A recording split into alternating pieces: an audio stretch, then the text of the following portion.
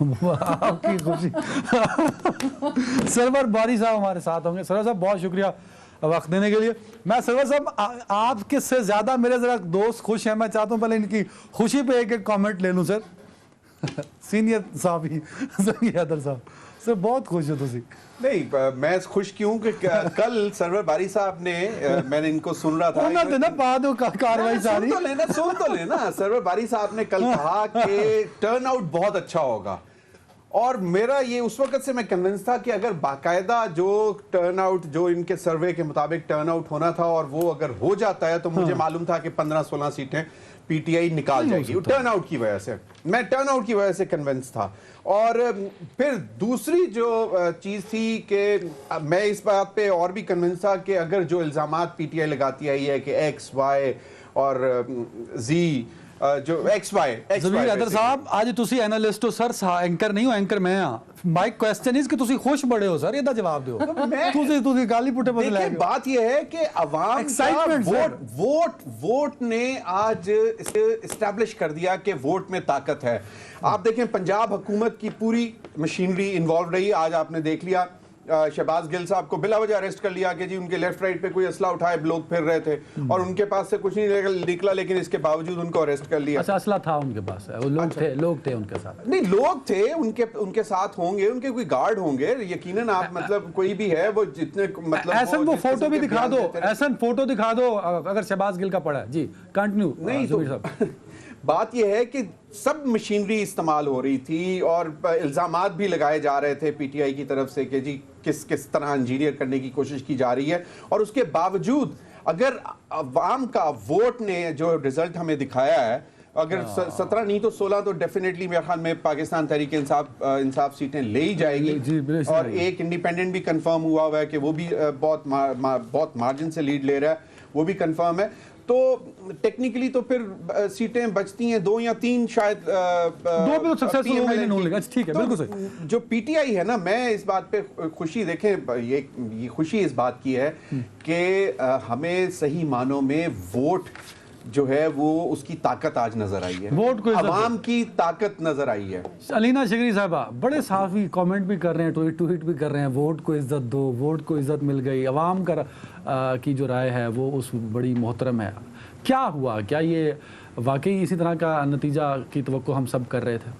बतौर सहाफ़ी में बात कर रहा हूँ। नहीं बिल्कुल सही बात है अदनान। जो रिजल्ट्स के फॉर्म में अभी सिचुएशन जो नज़र आ रही है वो बहुत अनएक्सपेक्टेड फॉर सम तो ज़रूर होगी, लेकिन ये बहुत खुशाइन बात है जो ज़मीर साहब भी कह रहे हैं कि जी एक अवाम के जो एक मैंडेट की बात की जाती है ना, अवाम के वोट की बात की जाती है और बगैर किसी सपोर्ट के एक अगर पॉलिटिकल लीडर आगे हमें लीड करता हुआ दिखाई दे रहा है या एक और जो कि ग्रास रूट्स मेरा ख्याल से सपोर्ट स्टैब्लिश भी कर रही है उनकी, इससे अनलाइक जो हमने 2018 का सिनारियो देखा था। तो ये बड़ा खुशाइन है कि जी अवाम के वोट को वो सही तौर पे वो इज्जत मिली है और यहाँ से अब आगे ऑनवर्ड जो है वो पाकिस्तान तहरीक इंसाफ के लिए नेचुरली ये एक बहुत बड़ी चीज़ है। अगली सिचुएशन पे भी आता हूँ, गलती कहाँ उस पर बात करेंगे। सरवर बारी साहब, ज़मीर हैदर साहब का मानना है कि हुकूमती मशीनरी इस्तेमाल हुई है। वैसे यह अनहोनी बात नहीं है। पाकिस्तान तहरीक इंसाफ अपनी हुकूमत में 13 इलेक्शन हार गई थी या 12 शायद, जरा मेरी तस्हीह भी कीजिएगा। आज का इलेक्शन नहीं, पूरे पाकिस्तान की बात हो, सिंध में भी आ रही थी, केपीके में भी एक हारी थी। सरवर बारी साहब ओवर टू यू सर, आज का इलेक्शन जरा कमेंट कीजिएगा। देखिए आज के इंतखाबात के बारे में जैसे ज़मीर साहब ने कहा, कल हमने जो सर्वे किया था उसके रिजल्ट हमने मीडिया के साथ शेयर किए थे और हमने कहा था कि हाई टर्नआउट होगा। और इसके अलावा जो हमने कहा था कि जो 82% फैमिली जो जिनको हमने इंटरव्यू किया है वो एक ही पार्टी को वोट देने जा रहे हैं। यानी कि जो पहले एक जनरेशनल डिवाइड नज़र आ रही थी कुछ हफ्ते पहले कि जो यूथ है वो वोट देगी एक पार्टी को और जो एल्डर्स हैं उन्हीं फैमिलीज के वो वोट देंगे किसी और पार्टी को। तो लेकिन कल जो हमने सर्वे किया एक ही दिन में मुकम्मल किया, उसके नताइज देखकर मुझे शक पड़ा और हमने जल्दी से तमाम लोगों को फ़ोन किए यहाँ से कि वाकई ये सर्वे सही भी है या नहीं है। तो हमें पता चला कि 82% से ज़्यादा लोग कह रहे हैं कि वो एक ही कैंडिडेट को वोट देंगे, एक ही सियासी जमात को वोट देने जा रहे हैं। और 47% लोगों ने कहा कि वो पीटीआई को देंगे और आज हमने एग्जिट पोल किया, उसका ये रिजल्ट था।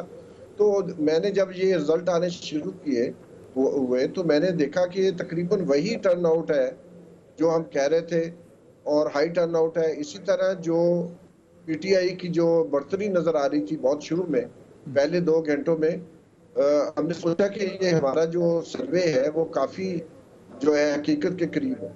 तो इसलिए हम समझते हैं कि ये जो मामला है कि इलेक्शन जो है वो फ्री एंड फेयर होते हैं, इसके बावजूद कि बहुत ज्यादा सुबह से नजर आ रहा था कि गड़बड़ है।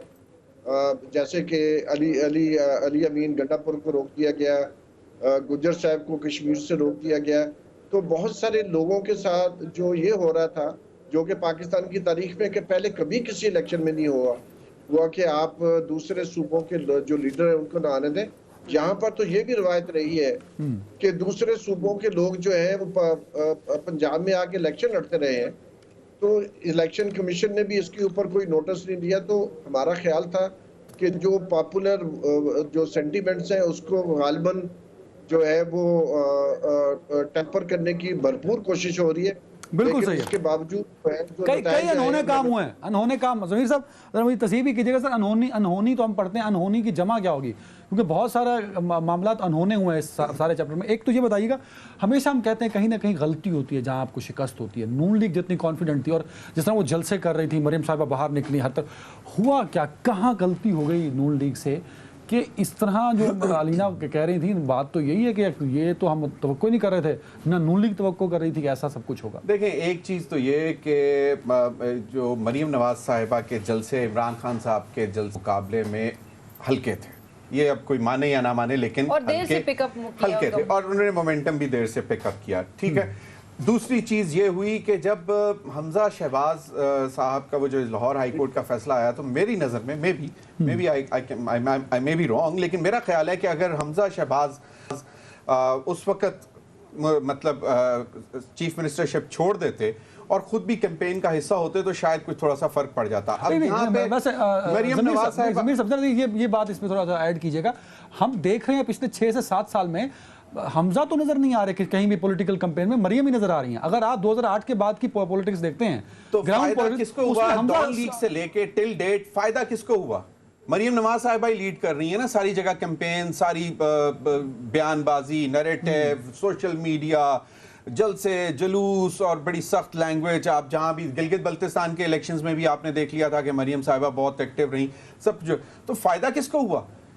मरियम नवाज साहिबा की फ्लोर फ्रंट पे आकर लीड करने से फायदा क्या पीएमएलएन को हुआ? नहीं, फायदा तो नहीं, उसने तो नहीं पहुंचा।